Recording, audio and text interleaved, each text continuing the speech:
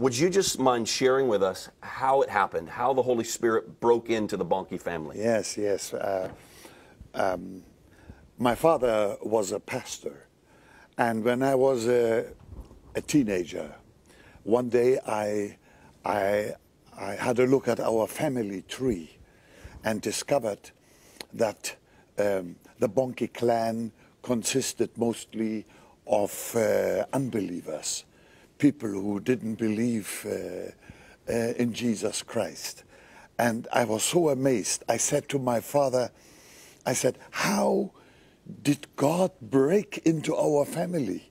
When I think of my grandfather and of you, who are such strong men of faith, how is it possible that the Lord did something so wonderful in your life? And my father told me a story that has really had a mighty effect on my whole life. He said to me that in 1922, my grandfather, his name was August de Bonnke, was very, very sick. They lived somewhere in East Germany. Ostpreußen was the province, East Prussia, in very forested area, agricultural, and so on and so on. And my grandfather was so sick, he screamed day and night for pain. Doctors couldn't find what was wrong with him. They couldn't diagnose him. There was no medicine. There was no prayer. There was no hope. And this went on week after week and month after month and year after year. Ceiling pains, they called it.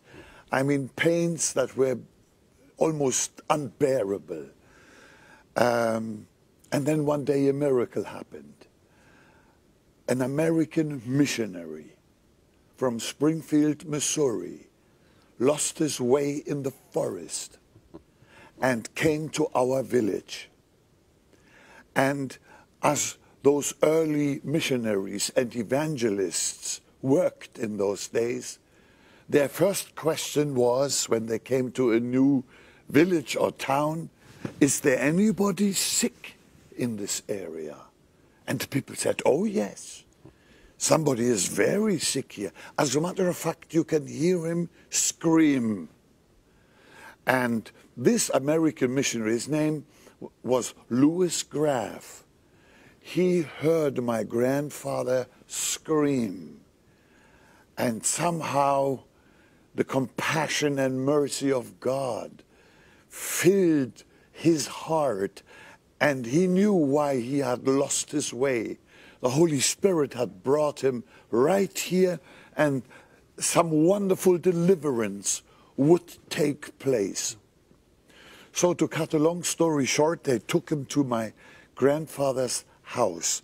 He was lying in bed, writhing in pain. My grandmother was there. He started to preach the gospel. He told them about Jesus, how Jesus saves, how Jesus heals. And then he stepped forward and said, I have been sent to demonstrate the power of the Holy Spirit.